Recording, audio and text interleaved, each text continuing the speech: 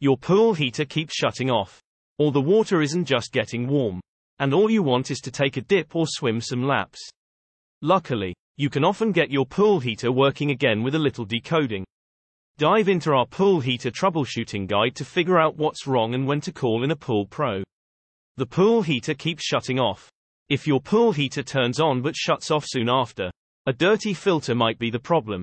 It could also be a safety switch, thermostat setting, or corroded electrical terminal. You can try a variety of solutions to remedy the issue.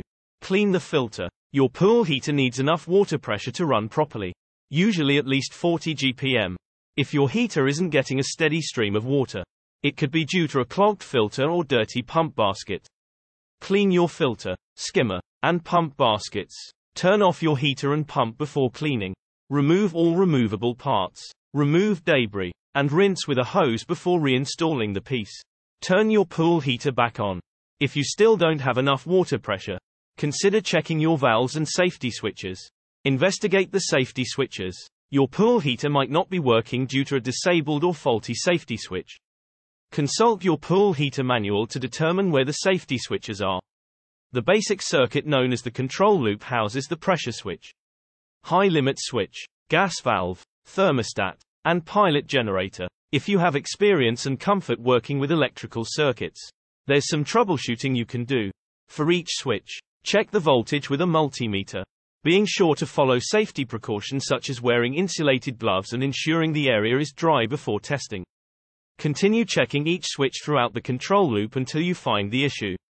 If you find a switch that's not working, use a jumper wire to bypass the switch, making solid contact with both terminals.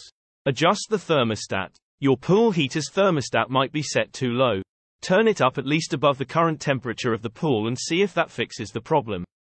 If you have an older heater, the contacts in the thermostat might be dirty. Move the knob back and forth to clean the contacts. Reset the timer. Your pool heater may need more time to heat the water. Adjust the timer for a longer period and try again. Consider the weather. If it's too cold outside, usually less than 60 degrees Fahrenheit, it may be too cold for your heater to run. While some pool heaters can operate in temperatures ranging from 30 degrees Fahrenheit and up, not all do. You may need to wait until warmer weather to run the pool heater. Flip on the plumbing valves.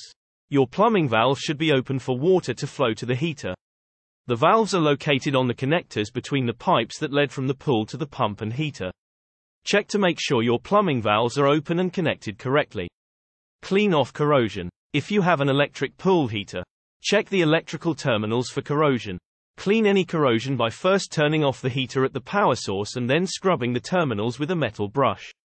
Replace internal parts. If your pool heater is still not working after troubleshooting other options, you may need to replace a part, such as the pressure switch, high limit switch, heating element, or motor. Contact a local pool pro to inspect your unit. Replacing a part yourself can be tricky, and void any warranties you have. A pro can also ensure you get a compatible replacement part that won't damage your heater.